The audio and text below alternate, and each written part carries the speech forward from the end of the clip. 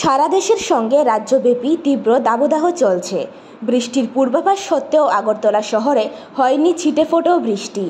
উষ্ণাগত প্রাণ শহরবাসীকে কিছুটা নিস্তার দিতে এগিয়ে আসছে বিভিন্ন রাজনৈতিক দলসহ বিভিন্ন সংগঠন। আজ রামনগরের ঐতিহ্যবাহী ক্লাব সংহতি ক্লাবের উদ্যোগে পথ চলতি জনগণের তৃষ্ণা মেটাতে ব্যবস্থা করা হয় ঠান্ডা জল ও ঠান্ডা পানীয়র। উপস্থিত ছিলেন ক্লাবের সম্পাদক তথা মেয়র দীপক মজুমদার সহ অন্যান্যরা। Bureau report, জনদর্পণ।